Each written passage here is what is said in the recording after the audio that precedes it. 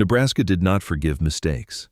That was the first thing Hazel Pruitt learned when she arrived at 22 years old with a dead man's plan folded in her coat pocket and nothing else to recommend her. The land was flat and honest, and it asked everything of you before it gave you anything back. And some mornings it didn't give you anything back at all. It just sat there under a sky so wide it made you feel like something that had been accidentally left out, something the world had not gotten around to putting away yet. She had come in the summer of 1871, following a route her father had drawn on a piece of brown paper at the kitchen table in Ohio.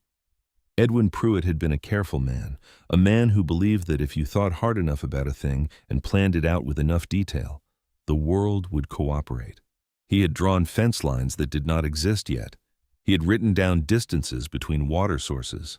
He had calculated how much lumber a man would need to build a house on 160 acres of Nebraska grassland, and he had been off by almost half, which was the kind of mistake a man made when he had never actually built anything with his hands. Edwin Pruitt died of a lung infection outside Council Bluffs before he ever crossed the Missouri River. He died in a rooming house on a Tuesday in April, and by Thursday he was in the ground at a cemetery on the edge of town. And by Friday, Hazel had packed the wagon herself and continued west because there was nothing else to do and nowhere else to go, and the land her father had registered was already paid for, and it was hers now, whether she wanted it or not. Her brother Daniel had turned back at the Nebraska border. He said he was going to find work in St. Joseph. He said he would write. He did not write. Hazel kept going. She was not sure later whether that had been bravery or simply the inability to picture any other option. She had spent 7 years being the person in that Ohio household who managed things, who calculated what was needed and in what order and by how much. Her mother had died when Hazel was 15, a fever that came fast and left nothing behind. And after that, Hazel had become the one who kept the kitchen running and the budget calculated and the household from falling apart while her father dreamed his careful dreams on brown paper. When he died, she had already been making decisions for so long that stopping felt more impossible than continuing. She found the plot without much trouble. 160 acres of flat grassland 40 minutes outside a small town called Harlan Creek. There was nothing on it, not a fence post, not a structure of any kind, just grass in every direction and a low hillside to the east that barely deserved the word. A neighbor named Sven Lindqvist came to help her build the dugout. He lived 3 miles north, and he came not because he particularly liked her, but because that was how things worked on the Nebraska frontier in those years. You helped because someday you would need help back. He was a Swedish man, somewhere in his 60s, with sharp blue eyes and an economy of words that Hazel came to respect over the 11 days it took to cut into the hillside and shore up the walls with timber and sod and build something that could be called, if you were being generous, a home. When Sven left, Hazel stood at the entrance of the dugout and looked at it, 14 feet wide, 12 feet deep, ceiling low enough that she had to be careful standing up too fast. One window, a small rectangle of greased paper that let in gray, watery light. The floor was hard-packed dirt. She carried her things inside and put her mother's quilt on the narrow cot in the corner and didn't cry. She had given herself permission to cry exactly once, at her father's graveside in Council Bluffs. She had used that permission. She did not intend to spend another one. Hazel Pruitt was 22 years old, and she was built the way some women were built in those days, large and solid, her frame broad at the shoulder and wide through the hip, her hands already rough from years of kitchen work and now rougher still from the work of the frontier. She was not small, and she had never pretended to be. The women in her mother's family had all been built this way, big-boned and capable. And her mother had told her once that a woman who could carry her own weight through the world was worth more than one who could not. And Hazel had held on to that. She had needed to hold on to it because the world had a great many opinions about the size of a woman's body, and very few of them were kind. Harlan Creek had opinions. Harlan Creek was a small town, and small towns ran on opinions the way other things ran on water. And the opinion of Hazel Pruitt was formed quickly and without much investigation. She was the large woman who lived alone in the dugout east of the creek, the one whose father had died before he could build anything proper, the one whose brother had gone back to Missouri and never written a hod. She was an object of a particular kind of pity that had contempt running underneath it, the kind of pity people offered to someone they had already decided could not succeed, so that when the failure came, they could say they had seen it coming. She heard the things they said, not always, not every word, but enough. She learned to walk through Harlan Creek with her eyes on the ground in front of her, and her face arranged into an expression that gave nothing away. She learned to put coins on a counter without waiting for the transaction to be acknowledged. She learned to hear laughter behind her back and keep walking, not because she did not feel it, but because feeling it and stopping to address it were two different things. And stopping cost energy she needed for other purposes. She built the clay oven herself. This was not something she had read about or been taught. It came to her one morning in her first autumn when the temperature dropped 30 degrees overnight, and she woke with her breath making small clouds above her face and thought, simply and practically, that she needed to hold heat differently than the small fireplace Sven had helped her build was capable of holding it. She spent 4 days building it. She mixed Nebraska clay with dry grass and sand, in proportions that her hands seemed to understand before her mind did, shaping the dome in careful layers, letting each layer cure before adding the next. The first version collapsed on the third day. She looked at what was left of it for a long moment. Then she knocked the remaining pieces down, carried the broken clay outside, and started again. The second version held. By the time she was 25, it had held through 3 Nebraska winters, and she had learned to read it the way some people read faces, by the color of the flame and the smell of the smoke and a sound it made when it had reached the temperature she needed. The bread had started as a matter of survival. She needed to eat, and flour was cheaper than most things, and bread kept better than most things, and if she was going to spend 3 days a week baking, she might as well bake enough to sell. The first loaves she had taken to Clem Warbeck's store had not been the product of genius. They had been the product of trial and error and the specific attention of someone who had nothing else to give to a problem, and so gave it everything. Clem Warbeck ran the general store in Harlan Creek with the careful measuring eyes of a man who had spent 30 years deciding what things were worth. He was heavy-set with a red face and a tolerance for almost nothing he considered sentimental. The first time Hazel walked in with a wrapped loaf and proposed he sell it for her, he had looked at her the way you looked at someone who did not quite understand how the world worked. But he had cut a thin slice and eaten it, and spent a long moment looking out the window at the street. Then he had turned back and offered 40%. She had said 30. They had settled at 35. She had been supplying him for 2 years by the September of 1874, and the arrangement had made her life possible in the precise way that 35% of the sale price of 3 to 5 loaves a week could make a life possible, which was to say, barely but genuinely, what Hazel had not anticipated.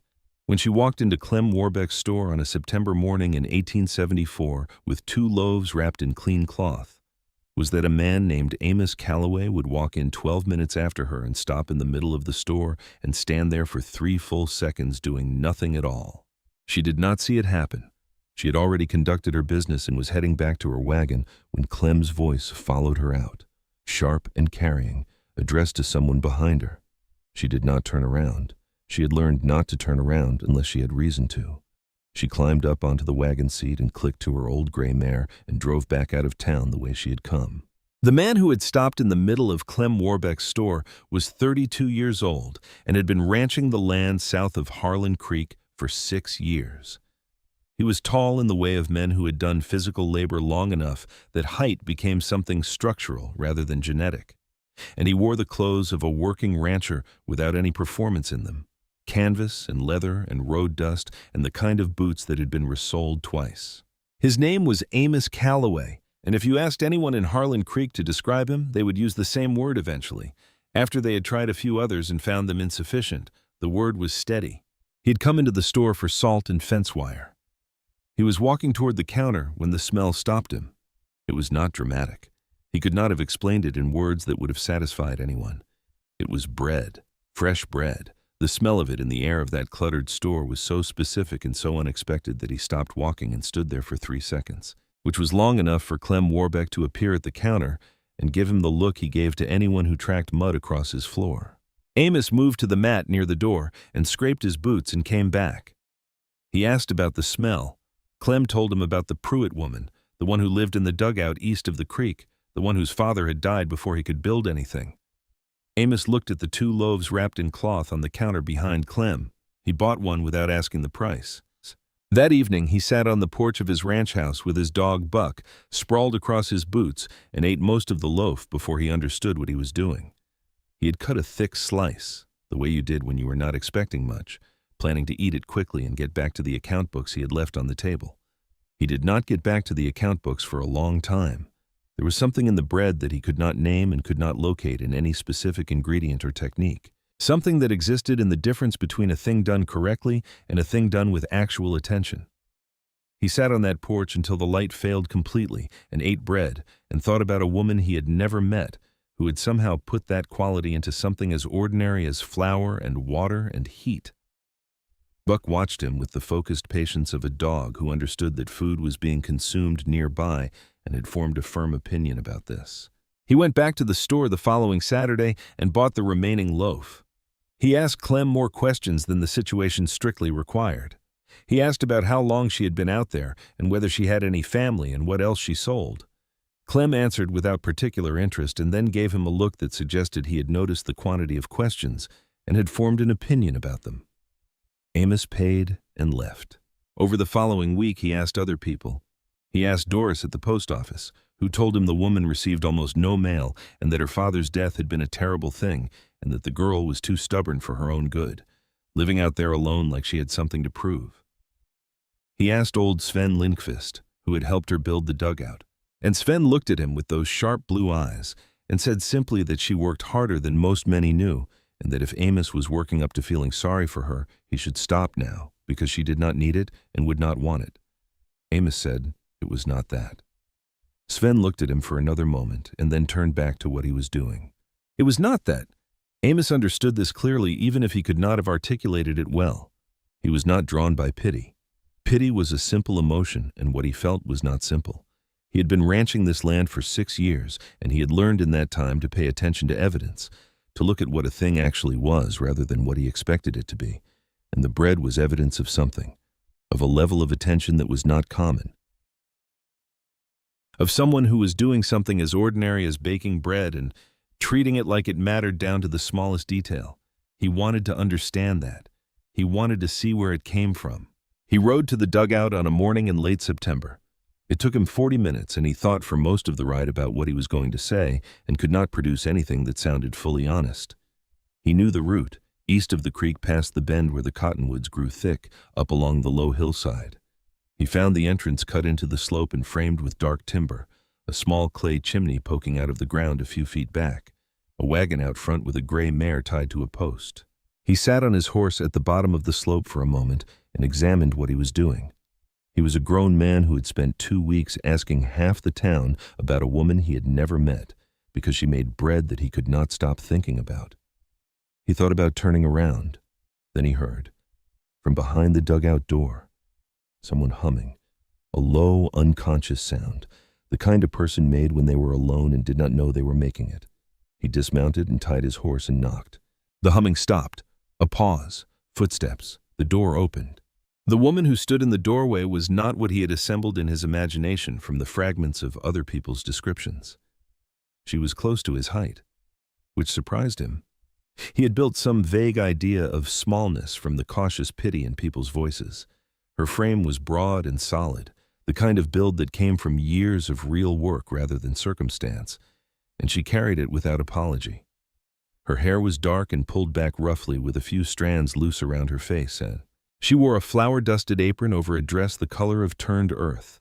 Her eyes were brown and sharp and looking at him with an expression that was not hostility but was not warmth either.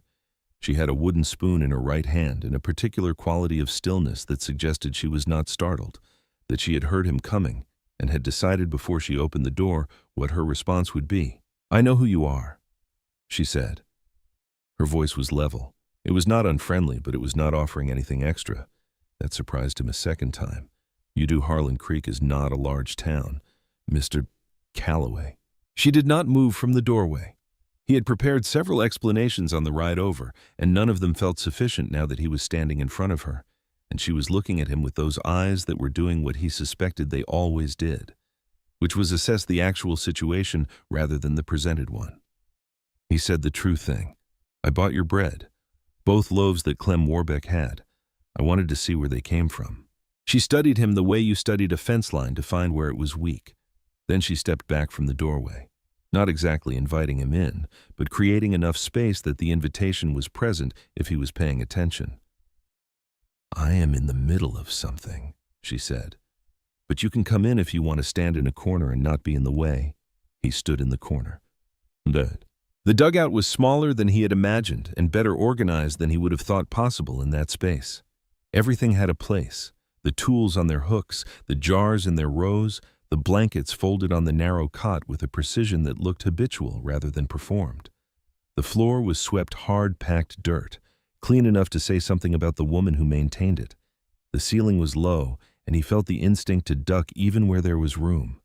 And against the back wall, taking up nearly a third of the space, was the oven. He had expected something rough. What he saw was a structure that had been built by someone who had thought carefully about every aspect of it. A clay dome rising from a curved base with a surface that had gone dark and smooth from years of use. The opening at the front shaped in a careful arch. A small fire burned inside it, the orange light moving against the clay walls. "You built that yourself," he said. "Yes." She was at the work table in the center of the room, working dough with both hands and not looking at him. "How?" She glanced at him briefly, looked at a few adobe walls once, read what I could find, made the rest up as I went. A pause, her hands still moving. First version collapsed, second one held. "What did you do with the first one?" She looked at him directly for the first time since he had come inside, knocked it down and started over. The fire in the oven popped softly. Outside, the wind moved through the dry grass in that low, constant way of the Nebraska plains, more a feeling than a sound. He stayed for almost 2 hours, though he could not afterward account fully for how that happened. One moment he was standing in the corner feeling the awkwardness of a situation he had created by arriving uninvited, and then somehow they were talking. Not about anything significant at first. The weather. The price of flour at Clem Warbeck's store, which had gone up, and which Hazel mentioned with a flat practicality that suggested she had already calculated exactly how it affected her margins.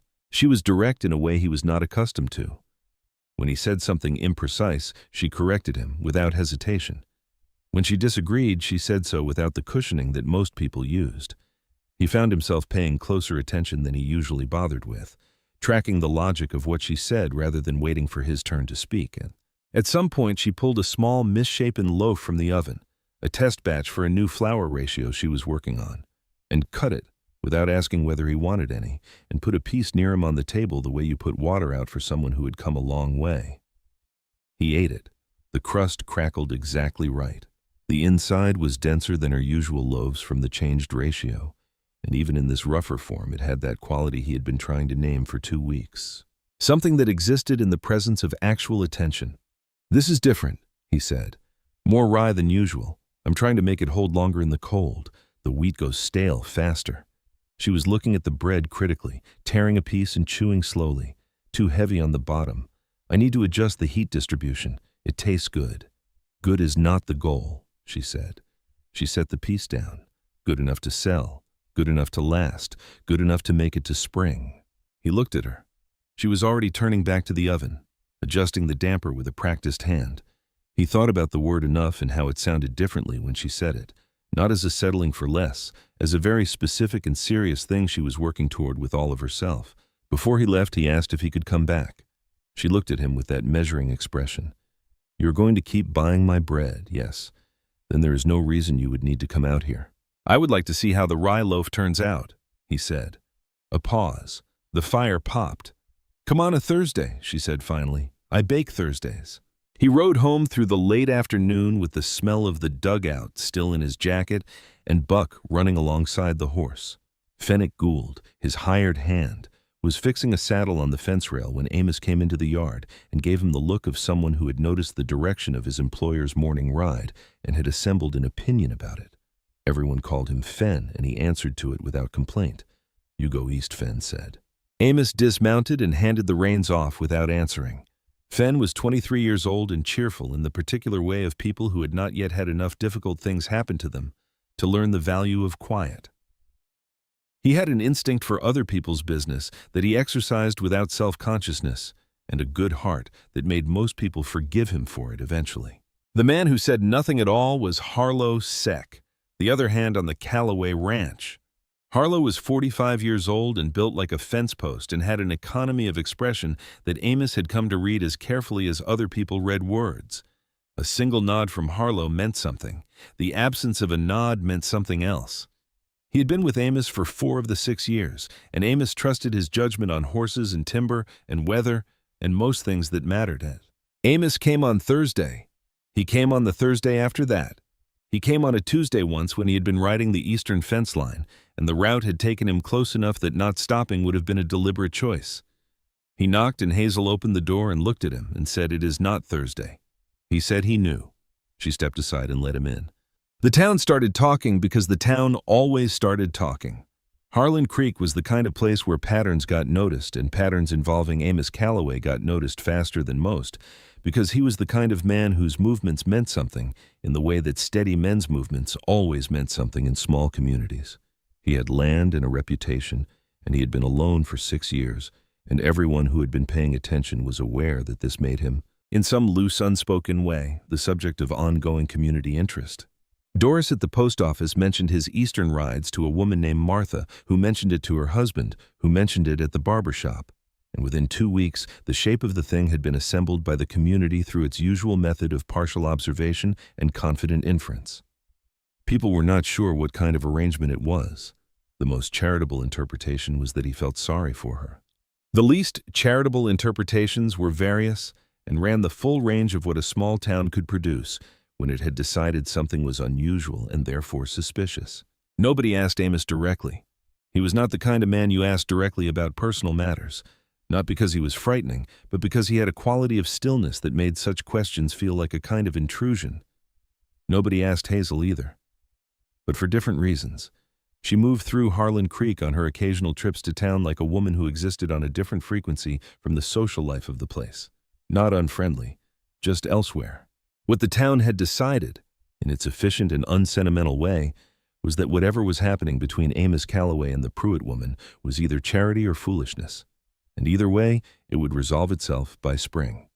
The town was wrong about the timeline. It was wrong about most of the rest of it, too. What almost nobody noticed, because almost nobody was paying attention to Hazel Pruitt in the way that required noticing small things, was that she had started putting 2 cups on the table on Thursday mornings.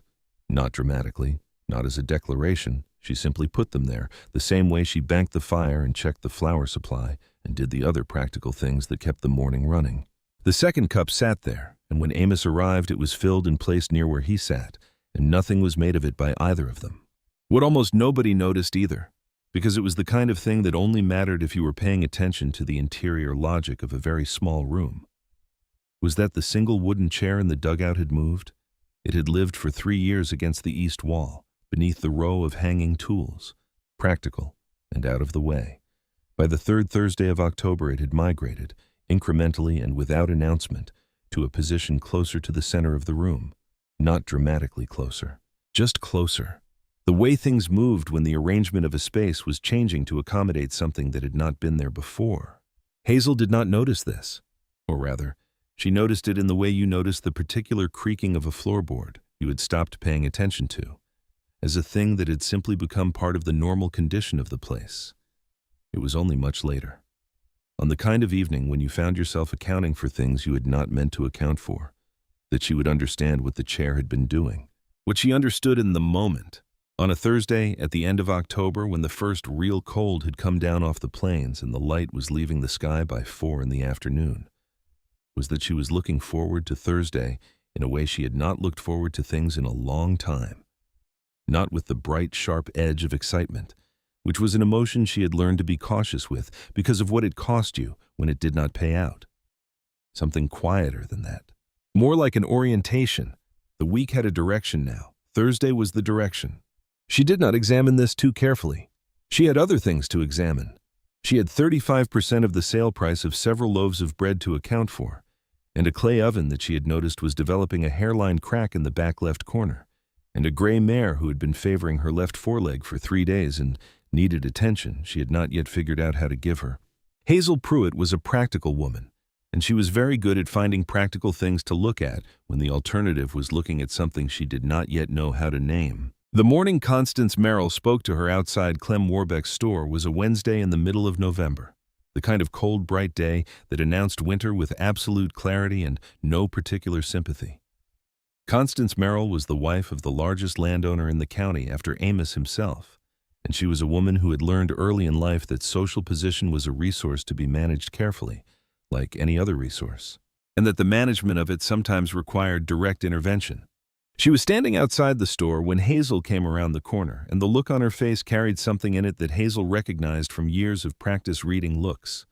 It was the look of someone who had decided to be gracious about something they found distasteful. "Miss Pruitt," Constance said, "there is something I think it would be kind to mention." She glanced around the street. A practice check. "About Amos Calloway. He is a good man. Everyone in the county thinks highly of him." She paused for exactly the right length of time, which is why I think it is worth being honest with you, woman to woman, that what looks like interest from a man in his position is not always what it appears. Sometimes a man is simply lonely. And loneliness can cause him to behave in ways that give a woman the wrong impression about his intentions. Monte. The words had been arranged carefully. They had been thought about. Hazel looked at her steadily and said nothing for a moment. "Then I appreciate your concern. Was there something you needed from the store?" Constance blinked. Something in her face adjusted. "You are a very direct person, Miss Pruitt. I find it saves time." Hazel shifted her basket to her other arm. "Good afternoon, Mrs. Merrill." She went into the store. She bought what she needed. She did not let her hand tremble until she was back on the wagon and 3 minutes down the road where no one could see. Then she let it tremble for exactly 1 minute, which was her policy on that sort of thing. The trembling was not from fear. It was from the particular shock of hearing someone else say out loud the exact thing you had been telling yourself quietly in the middle of the night. The thing you had been managing and containing and trying not to look at too directly because looking at it directly made it harder to dismiss. A man in his position does not mean what you think he means. She had been living with a version of that thought for weeks. Having it said by someone else, in daylight, on a public street, in the particular tone of gracious condescension that Constance Merrill had perfected, made it larger and harder to contain. She drove back to the dugout through the cold, gray afternoon and went inside and stood in the middle of the room. The oven held its low fire. Buck was asleep near the door, having arrived that morning as he now did on most mornings, apparently having decided that the dugout was an acceptable extension of his territory regardless of whether Amos was present. The chair sat in the center of the room. Hazel looked at the chair for a long moment. Then she crossed to it and pushed it back against the east wall, beneath the hanging tools, where it had lived for 3 years before any of this had started. She stood back and looked at the room. The proportions felt wrong. The room looked like it had before, and before was not how it looked anymore. And the difference between the two was something she was not prepared to account for on a Wednesday afternoon in November, with Constance Merrill's carefully arranged words still sitting in her chest like a stone. She left the chair against the wall and went to tend the oven and told herself she was not going to think about it further. She was not particularly successful at this.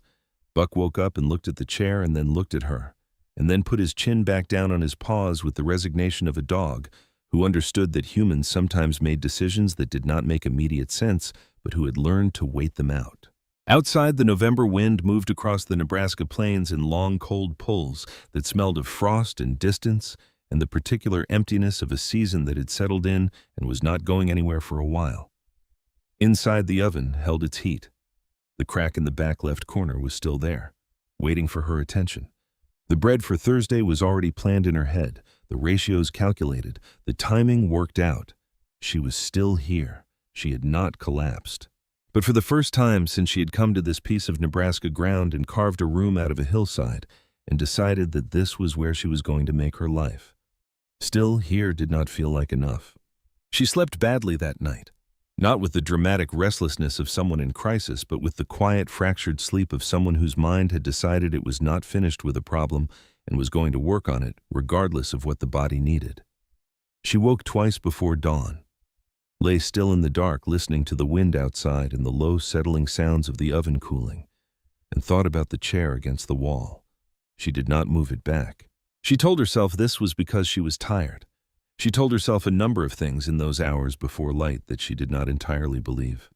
Thursday came the way Thursdays had been coming for 2 months now, with a particular quality of morning light that she had started to recognize before she was fully awake. She built the fire in the oven and started the first batch and put 2 cups on the table, and then stood looking at the 2 cups for a moment and did not move either of them. Some decisions were made without being made. She understood that about herself. The crack in the back left corner of the oven was worse than she had thought. She had been monitoring it for 3 weeks, watching the hairline spread with the slow patience of something that had all the time in the world and knew it. It was not catastrophic yet, but yet was doing a great deal of work in that sentence, and she was honest enough with herself to acknowledge it. She was crouched at the back of the oven with a candle, examining the crack, when she heard Buck scratch at the door. She let him in without getting up. He went to his spot near the base of the oven and circled twice and settled. 20 minutes later, she heard hooves she recognized, heavier than most, a particular rhythm she had learned without intending to. She was still crouched at the back of the oven when Amos knocked. He came in and stopped when he saw her position and did not say anything immediately. He looked at the crack she was examining and looked at her face and read what he found there the way she had come to understand he read most things, with attention and without rushing to fill the silence with something that would have been less useful than the silence. "How bad?" he said. She described it. The length of the crack, the depth as far as she could tell, the way it had spread in the last week. He listened without interrupting, which she had noticed was something he did consistently and which she had come to value more than she expected. Most people listened with half their attention and spent the other half preparing what they were going to say next. Amos listened as though the information actually mattered and as though he intended to use it. "The corner section might hold if I patch from the inside," she said. "New clay. 4 days before I fire again. Can you do it before the temperature drops further? If I start tomorrow?" She sat back on her heels and looked at the crack and felt the particular frustration of someone who had built a thing well and was watching time do to it, what time did to everything, which was find the places where the stress had accumulated and make them known. "I hate this," she said. The words came out quieter than she intended. "When something I built breaks and I do not know right away if I can fix it." "That is not specific to ovens," he said. She glanced at him sideways. "No, it is not." He sat down in the chair. She noticed immediately which chair he sat in, not because there was more than one, but because of where it was. Against the east wall, beneath the hanging tools, a foot further from the center of the room than it had been every other Thursday for 2 months. He sat in it without comment, without any indication that he had registered the change, though she was quite sure he had registered the change because he registered most things. They sat with the information between them, the cracked oven and the moved chair and the cold coming in around the edges of the door, and neither of them addressed any of it directly. They talked about the weather and the state of the road and whether the creek had frozen along the edges yet. Practical things, the kind of conversation she had told herself she wanted them to have. It was not until Clem Warbeck stopped her 2 days later on her delivery that the practical situation became complicated in a different way. Clem was a man who dealt in facts, and he delivered this one without preamble. He had received a letter from a supply company out of Omaha. They were offering a regular bread supply, machine-produced, consistent quantity, lower price per unit than what Hazel was providing. He had 30 days to decide. He looked at her across the counter with those careful, measuring eyes. "If you can give me 10 loaves a week instead of 5, he said, "and add something new, something I cannot get from a machine, I choose you. But I need to know your oven is going to hold." She looked at him. She thought about the crack in the back left corner. "My oven will hold," she said. She said it with the steadiness of someone who had decided something rather than someone who knew something for certain. Clem held her gaze for a moment and then nodded once, which was his version of a contract, and she picked up her basket and walked out. She did not tell Amos about the deadline. This was a deliberate choice, though she would not have called it that at the time. She would have said she simply had not gotten around to mentioning it, which was true in the narrow sense and untrue in the broader one. The truth was that the problem was hers, and she needed to solve it herself before she could talk about it. Because talking about a problem she had not yet solved felt too much like asking for help with something she had not yet established she could handle, and she had spent 3 years learning that the only reliable thing was what she could do herself. She started patching the crack the next morning in the cold, dark hour before full light. She mixed the clay by feel more than measure, working it in her hands until it had the right resistance, the specific weight that told her it would hold under heat. She worked in layers the way she had built the original, letting each cure before adding the next. She kept the fire at barely above coals to maintain the temperature of the clay without shocking it. She slept in 2-hour intervals, waking to check the fire in the patch, feeding it by feel in the dark with Buck breathing against her ankle through all of it. Fen arrived on Thursday with Amos, which was unusual. Amos had brought timber that week, cut from the ranch supply, because the frame around the dugout door had gone soft with moisture and winter was coming, and a door that did not seal properly in a Nebraska winter was not a small problem. He had mentioned this 2 weeks ago. Examining the frame with a practiced eye, she had said she would get to it. He had said he had timber at the ranch. She had said she did not need it. He had said she could pay him in bread if it bothered her to take it otherwise. She had said that was not a fair trade. He had said they could argue about fair when the door did not fall off. She had not argued further, which was itself a kind of answer. Fen worked with the bright physical energy of someone who had not yet learned that not every moment required commentary. He tried to be helpful in the way that young men tried to be helpful when they wanted to be noticed being helpful, which was with a great deal of visible effort and not always with efficiency. Harlow Sec had not come, which Hazel understood meant Amos had judged this a 2-person job that could accommodate a third. She appreciated the precision of that judgment, even if she did not say so. She worked alongside them from the start. There was no version of this in which she stood back and watched other people do work on her home, and she had not pretended otherwise. She handed tools, held timber in place while Amos drove the nails, pointed out where the rot had spread further than it looked from the outside. Amos worked without directing her, which she noticed. He treated her presence as a given rather than a complication, and this was not a small thing. Fen, at some point in the middle of the morning, looked around at the dugout entrance and the hillside and the flat winter prairie in every direction and said, with the genuine puzzlement of someone trying to understand a life that was not his, living out here alone. He said, "It must get real lonely, ma'am." She did not look up from the board she was holding. "Lonelier with the wrong company than with none at all," she said. Fen went quiet. Amos looked at the doorframe and drove a nail and did not say anything because there was nothing useful to add to that. When the frame was done and the door hung level, she tested it twice, running her hand along the edges, checking the seal. "Good," she said, to no one specifically, to the door. She went inside and came back with a loaf, already sliced so that Fen could have a piece for the ride back without anyone needing to ask. Fen ate his before they had gotten 50 yards from the entrance. She could hear him telling Amos it was the best thing he had eaten all week, which was probably true and also probably not very meaningful given what Fen's week typically contained. She watched them ride south from the entrance of the dugout until they were shapes against the November sky, and then nothing. Buck sat beside her and they both looked at the empty landscape for a moment. The door behind her sealed properly for the first time in months. The oven inside was holding. The crack was patched and she was in the 3rd day of the curing process, and she was fairly confident it would hold. Though confident and certain were different things, and she had stopped confusing them years ago. She had 4 days until the 30-day deadline Clem Warbeck had given her.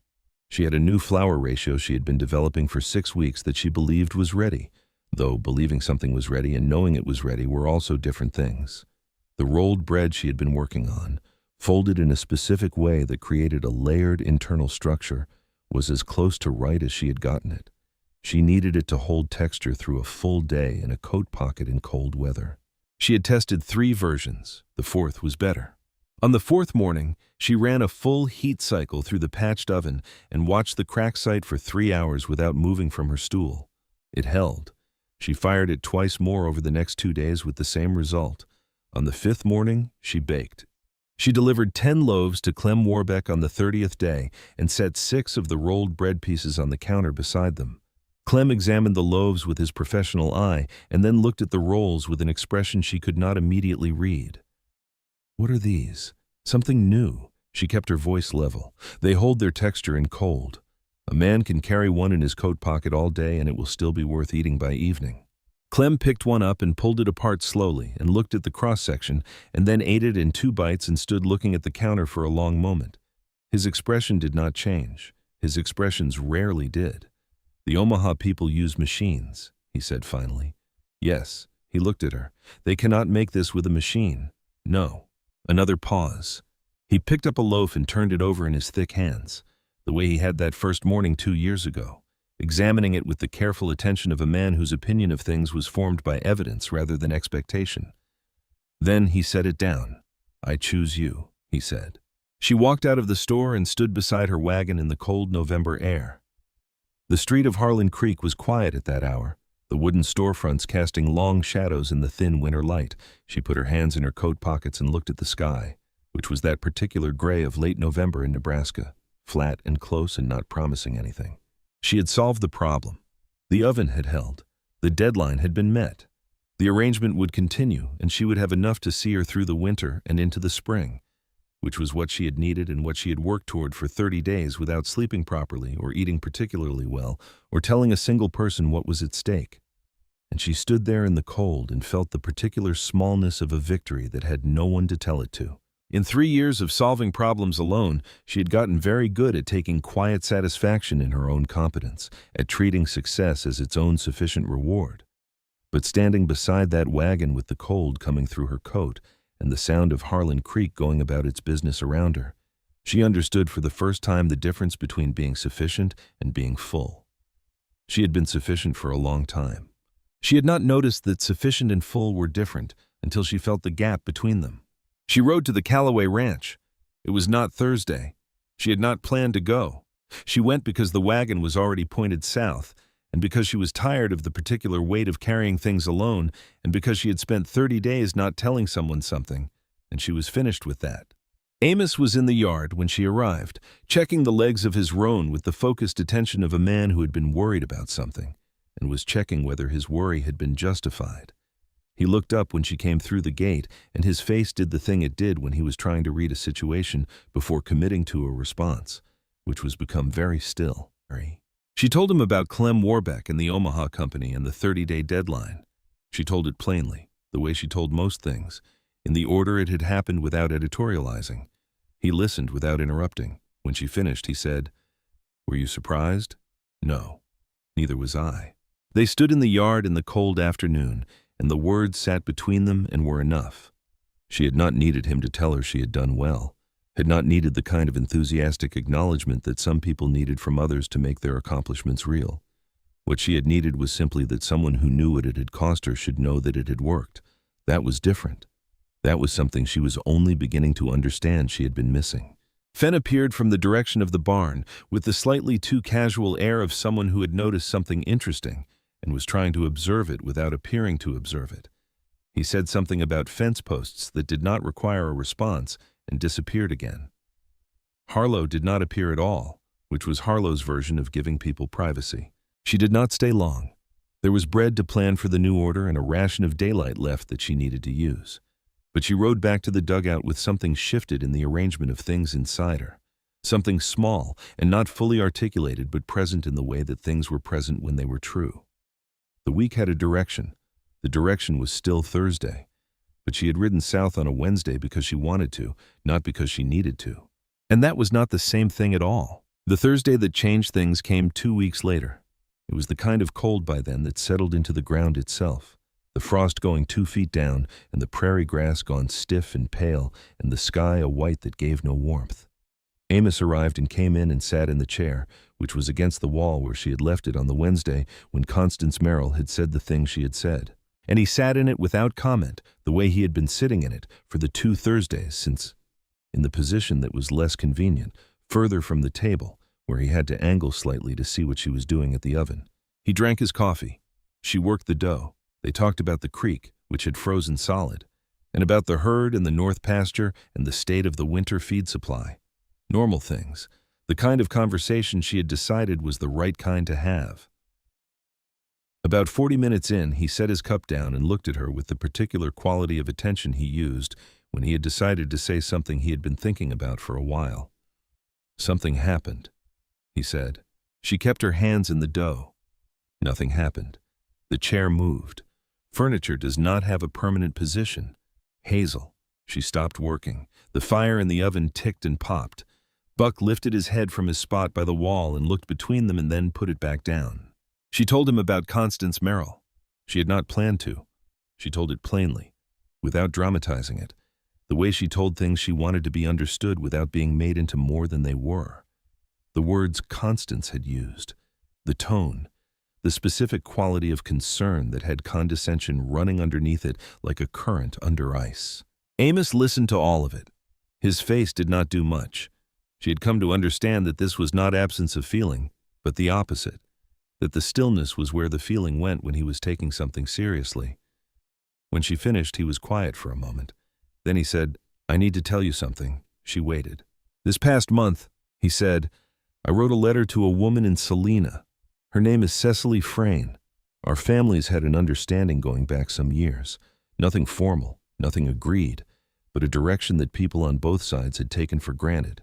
He turned the coffee cup in his hands. "I wrote to tell her there was not going to be a direction anymore." She held still. "I did this 6 weeks after I first came here," he said, "before I knew what you would say about any of it, before I knew if you would say anything at all." The fire in the oven breathed quietly.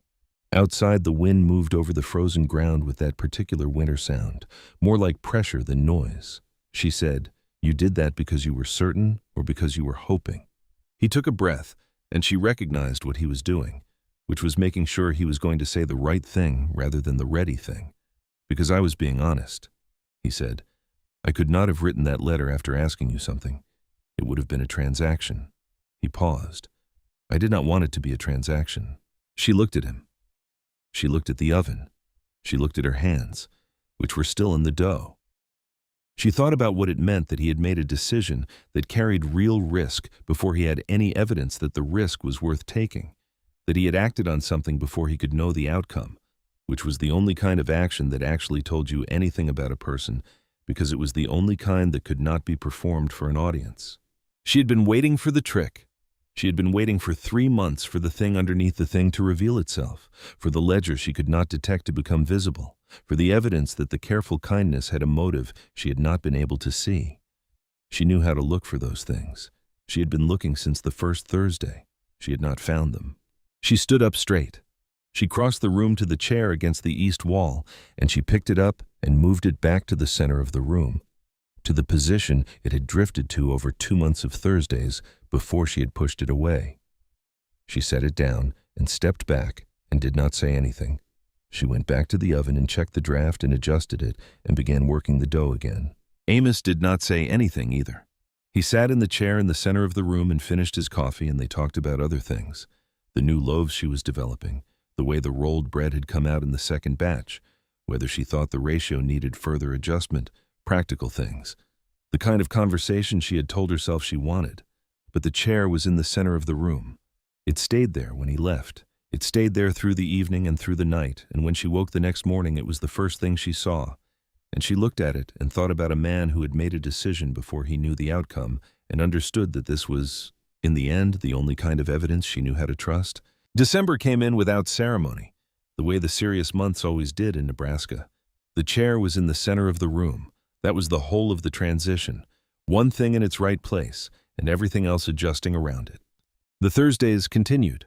They had a shape now that neither of them had designed, a rhythm that had established itself through repetition, the way most real things establish themselves, not through intention, but through the accumulation of small, consistent choices.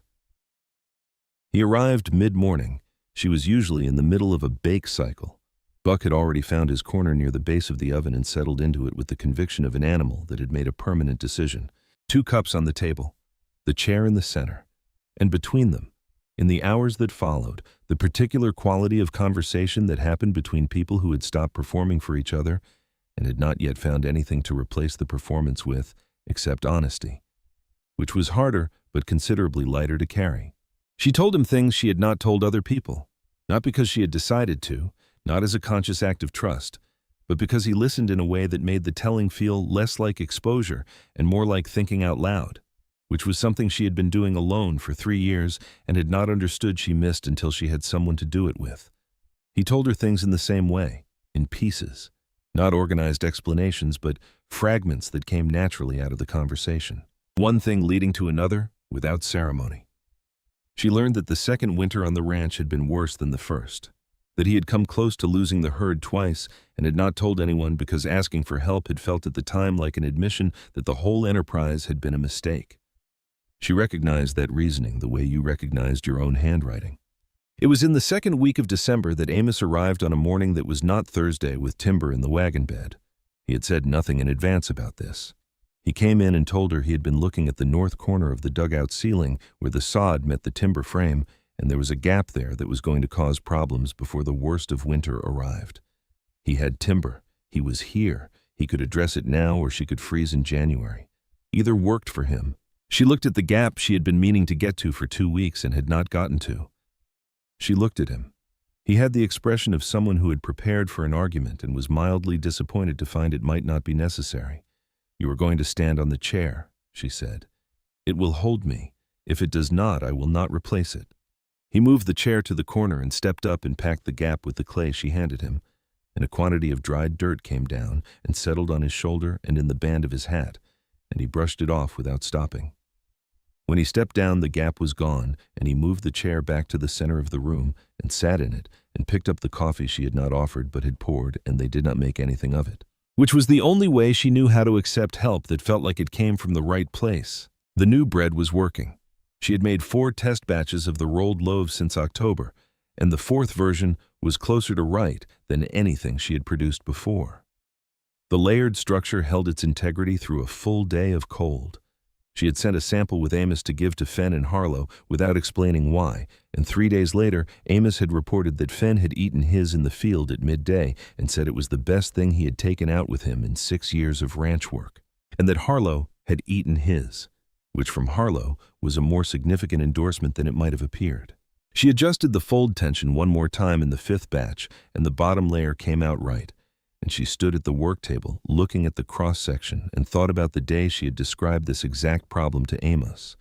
And he had said she was thinking about people, and she had said she was thinking about bread, and they had both known which of them was right. What she understood in the days that followed was simpler and more unsettling than she expected. She had been running on the mathematics of survival for so long that she had forgotten survival was supposed to lead somewhere. The 30 days of the Omaha deadline had shown her what she could do under pressure. The ride south to tell Amos had shown her something else entirely, that the doing was no longer the whole point. Amos proposed the kitchen on a Thursday in the 2nd week of December. He didn't do it dramatically.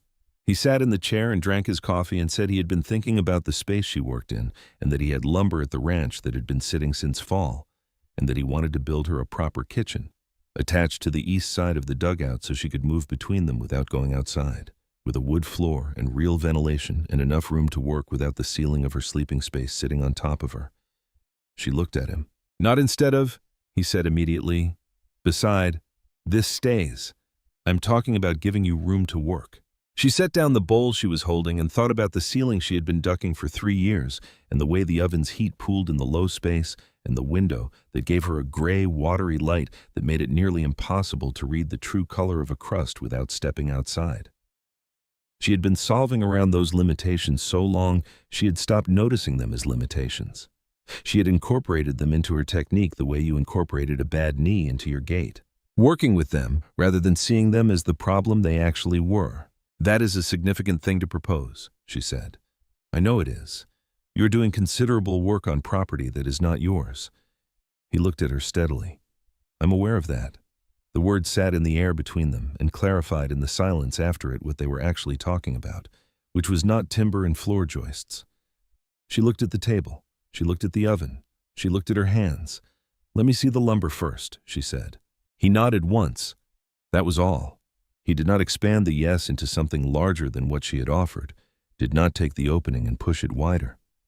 He took what she had given and left room for the rest, and she was beginning to understand that this, more than anything else, was the thing about him that she did not know how to protect herself from, because you could not push against someone who was not pushing.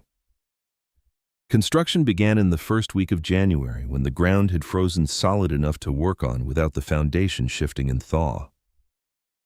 Amos brought Fenn and Harlow in a wagon loaded with lumber that he had been selecting and preparing since fall. She saw this when she looked at the boards, the care with which they had been chosen and cut, and understood that he had been planning the dimensions for some time before he proposed it, which meant he had been thinking about what she needed before he said anything about it, which was another piece of evidence she added to the collection she had been building for 4 months. She worked alongside them from the first morning. There was no version of this in which she stood back and observed. She had specific requirements for the oven placement and the height of the work surfaces and the direction of the ventilation, and she communicated them without softening them or asking whether anyone minded. Harlow listened to her describe the oven she wanted and asked 2 questions and then built exactly what she described with the quiet precision of someone who understood that good work required accurate information and was not particular about where the information came from. Fenn offered alternative suggestions twice. Both times she looked at what he was proposing and explained, briefly and without meanness, why it would not serve the purpose. After the second time, he stopped offering alternatives and worked with a focus she had not previously seen from him, which she understood was his version of respect.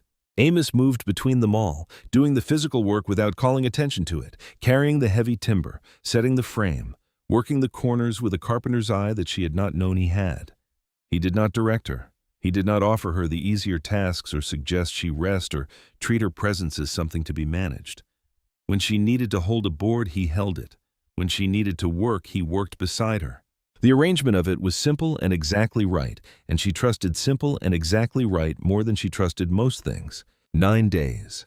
The structure was not beautiful in the way that finished things were beautiful. The boards did not match perfectly, and there was a gap near the north window that let in a thread of cold air, and the floor had a slight lean to the east that you could feel in your feet but could not see with your eyes. She noted every imperfection and found that she valued the structure more for them. Because a perfect thing would have felt like it belonged to someone else, and this belonged to her in the specific way that things built with actual attention in actual conditions belonged to the people who needed them. She built the oven herself over the 3 days after the structure was complete. Amos handed her things when she asked and stayed out of her way when she did not. She built it larger than the original by 18 inches in depth and shaped the interior with a precision she had been calculating for months. The specific geometry she had worked out in her head during all those nights when the limitations of the dugout oven had made her adjust her technique to compensate for what the structure could not do so. She built the oven she had actually wanted since the beginning, not the one she had been able to build in a hillside with what she had. When she fired it for the first time and the heat came off it in a slow, even wave that filled the room without hot spots, without the dead zones she had been working around for 3 years. She stood with both hands flat on the new work surface, the wide pine planks that were the right height for her height, and she was quiet for a long moment. Amos was in the doorway. He did not say anything. He looked at the oven and at her face, and his expression was the one she had the most difficulty with. Not warm exactly, because warm was too soft a word for it, but the look of someone who had helped something happen and was satisfied by that and did not need it to be about him. "It is right," she said. He nodded. "I can see that."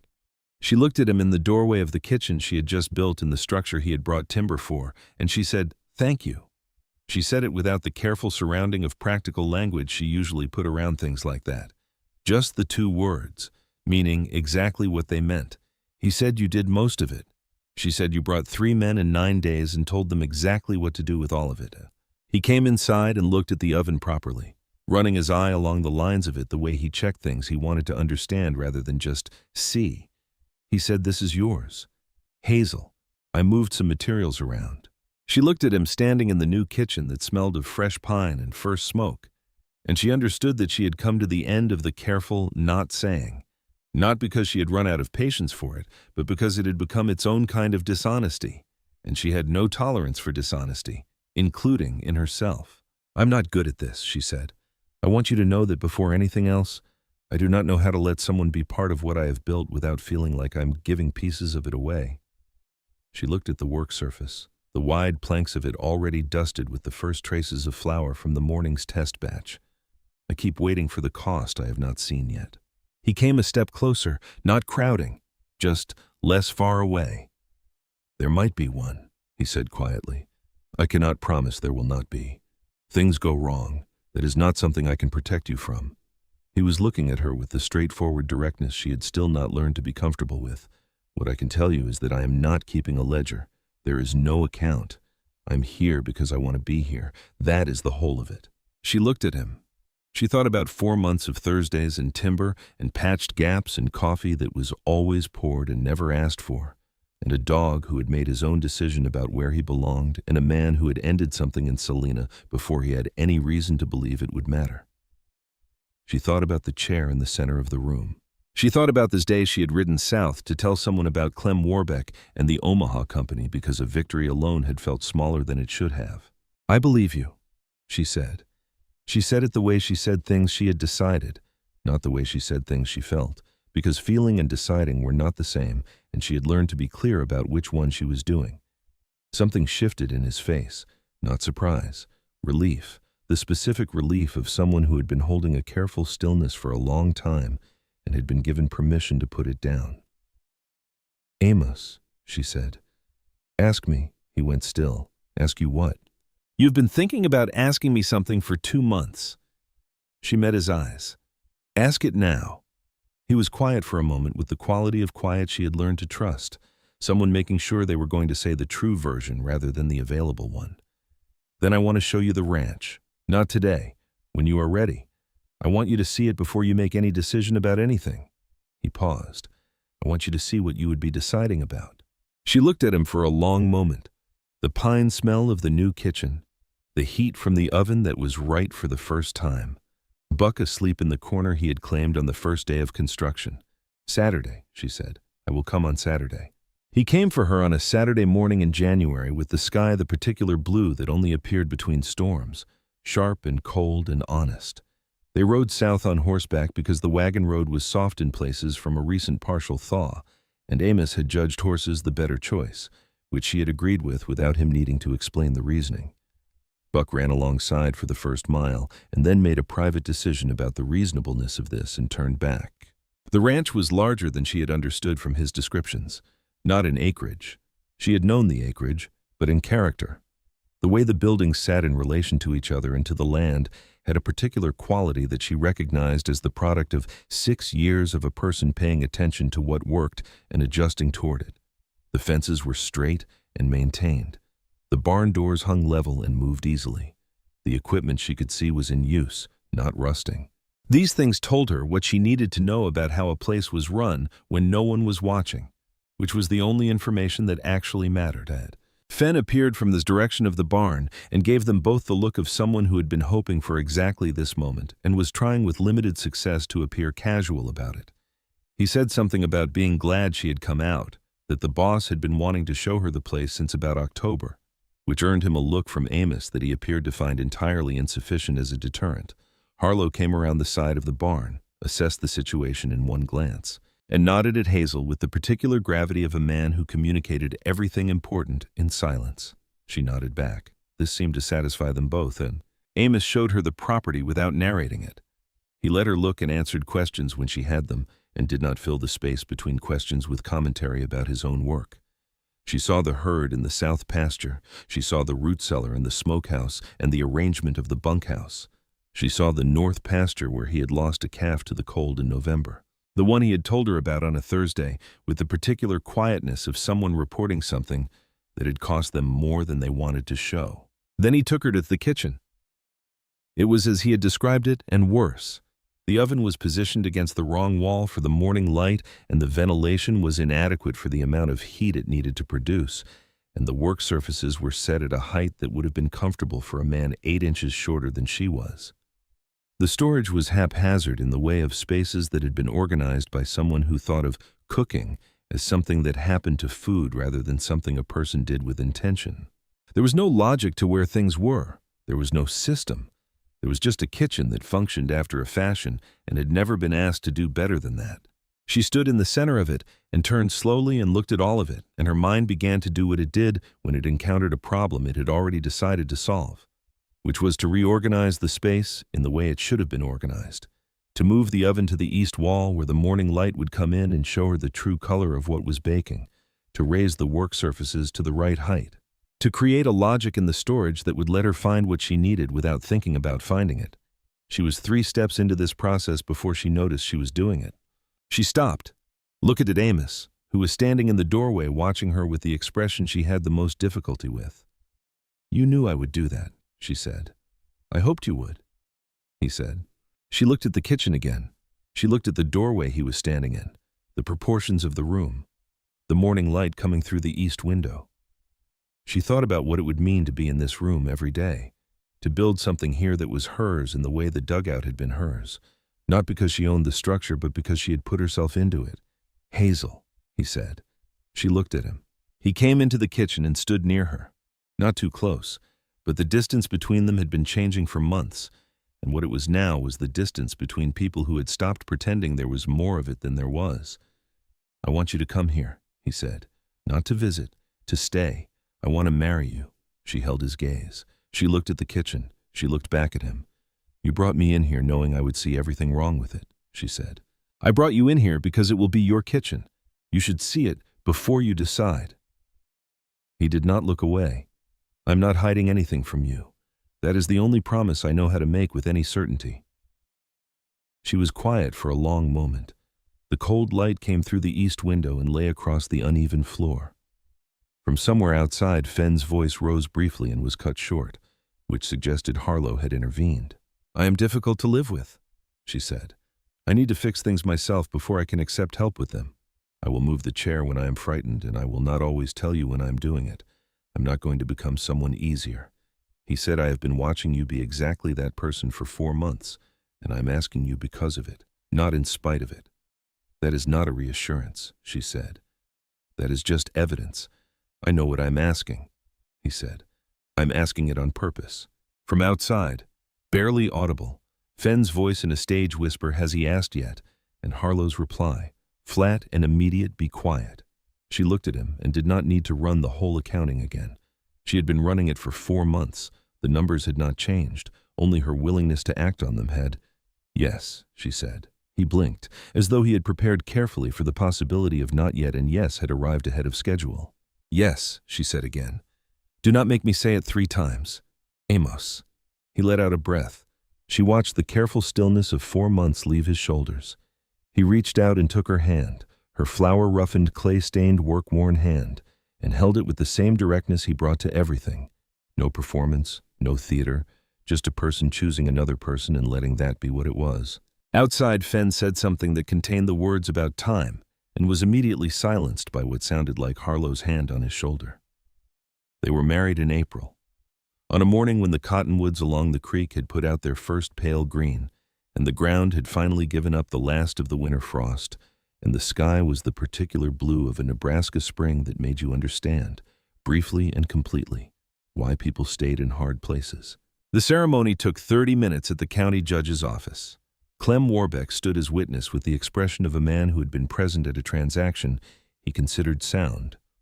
Sven Lindqvist, who had helped her dig the original dugout into that hillside 11 days in the summer of 1871 and had not made a ceremony of it then, came now in his best coat and made no ceremony of this either. He shook Amos's hand afterward and looked at Hazel and said her father would have respected Calloway, which was the highest compliment Sven had in his vocabulary and the only one that would have meant what he intended. She held those words carefully. Fenn ate 4 slices of the wedding bread she had baked that morning and spent several minutes looking alarmed by his own feelings about it, which she found completely charming. Harlow ate 1 slice and nodded once, and that was the entirety of his contribution to the celebration, which was exactly right. The bread had taken 3 hours. It was the best thing she had ever made. She knew this while she was making it, and she knew it when she looked at it, and she knew it when she watched other people eat it. Some days the work came together in that way, when everything she had learned over years of attention came to bear on a single thing at the right moment. She let herself know it without diminishing it, which was something she was still learning to do. The move to the ranch happened over 2 weeks in early April. There was more to it than she had planned for. Not the physical carrying, which was finished in 2 trips, but the last day. When the dugout was empty and she stood at the entrance and understood that she was not sad and was not relieved, she was finished. The words sat in her chest with the particular weight of things that had been fully used. She had come here at 22 with a dead man's plan and a brother who had already turned back in a world that had contracted to the width of a wagon seat and 160 acres of flat grassland with nothing on it. She had cut a room into a hillside and built a fire and made bread in a clay oven she had built herself and figured out how to keep herself alive through 3 winters that asked everything she had and then asked again. The woman standing at this doorway was not the woman who had moved in. Same hands, same stubbornness, same absolute refusal to let a thing beat her if she had the option of not letting it. But the world had opened back up. Slowly, through choices she had made one at a time, and the dugout had held her while it happened, and she was grateful to it the way she was grateful to things that had done their work well and did not need her to make more of it than it was. Amos was waiting at the bottom of the slope with Buck and two of her boxes in his arms and the April sun behind him, watching her with the patience that was simply who he was. She pulled the door shut. She didn't look back at it. She took one of the boxes from his arms without asking, and they walked to the wagon together, and she didn't need to look back because she carried what the dugout had made her in her hands and in her spine and in the way she moved through the world. And that didn't require a backward glance to keep. By July, the kitchen at the ranch was different. She had repositioned the oven in the first week, which had required Fenn and Harlow and a quantity of effort that Fenn described afterward with great enthusiasm to anyone who would listen, and which had produced a result she could work with properly for the first time. She had rebuilt the work surfaces at the right height. She had organized the storage according to a logic that made sense to someone who actually used the space. Amos had watched all of this without interfering, which she did not take for granted. He came in one morning in the second week and looked at what she had done and said better. Then he poured his own coffee and sat at the table, and that was the end of it. She thought about how much that cost some men, to walk into a room they owned that had been rearranged without their input and say better and mean it. She thought about this without saying it and went back to her bread. Clem Warbeck increased the order to 12 loaves by August, and the rolled bread had a separate line in his stock with customers who came in specifically for it. He mentioned this to Hazel on a Wednesday delivery with the restrained satisfaction of a man trying not to admit he was pleased. She received it the same way, and they conducted their transaction with the mutual respect of people who had found an arrangement that worked and had no interest in making it sentimental. In August, Constance Merrill came into Clem Warbeck's store and bought a loaf. She mentioned to someone afterward that it was very good. This information traveled through Harlan Creek by its usual method and arrived back to Hazel in a form considerably embellished from the original, but the core of it was accurate. Hazel said nothing about it to anyone and baked the following morning's bread with the same attention she gave every morning's bread, which was all of it, which had always been all of it. By November, the kitchen smelled the way a kitchen should smell, of bread and fire and the specific warmth of a space that was used daily by someone who knew what they were doing in it. The new oven was everything the dugout oven had been working toward, everything she had been calculating in the back of her mind through 3 years of compensating for what she did not have. She stood at the work surface on a Tuesday morning in November and mixed the dough for the day's bake and thought about what it meant to work in a space that was the right size for what she actually was. It was exactly 1 year since Amos had stopped in the middle of Clem Warbeck's store for 3 seconds because of a smell. She didn't note this out loud. She noted it privately, the way she noted things that mattered, with a full accounting of what they had cost and what they had produced and whether the balance was what it should be. The balance was more than it should be. That was the honest answer. Amos came in from this yard that morning with mud on his boots and hay in his jacket and the look of a man who had been up since before light and had done the work that needed doing and had not thought about whether anyone was noticing. He sat at the table. She put the bread in front of him without asking, the way she had stopped asking for most things, because some things had simply become how the day ran. He ate. She sat across from him. The morning light came through the east window that she had insisted be widened in the second month, wide enough now to show her the true color of a crust without stepping outside, and it lay across the table between them in a stripe that was warm for November. "Good bread," he said. "I know," she said. He looked up at her, and she looked at him, and the small smile came the way his did, without preparation, because something had actually struck him as worth smiling at. She did not look away from it. 3 years ago she would have. She had gotten better at staying with things that were good. Buck had not moved from his position near the stove since October and showed no intention of revisiting the decision. Outside, the November sky went on in every direction the same as it always had, flat and honest and asking everything of whoever lived under it. Inside, the oven held its heat. The bread was done. The kitchen smelled of wood and fire and the particular morning that was this one and no other. 3 years before, she had built a clay oven in a hillside to survive a winter. She had not known that was a beginning. It had felt like the smallest possible version of a life she could fit herself into and still call living.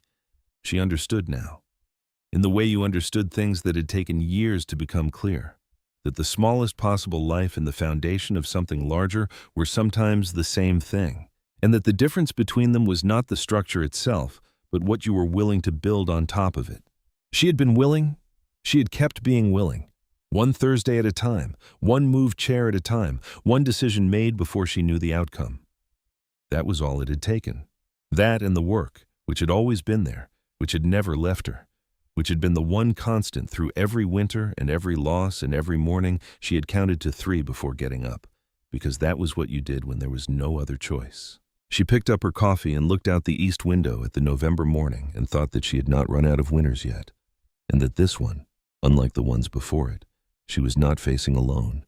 She had not run out of winters, but for the first time she was not counting toward the end of one. She was simply in it, with the fire behind her and the light in front of her and the bread on the table between them. And that was not a small thing. That was, in fact, the whole thing.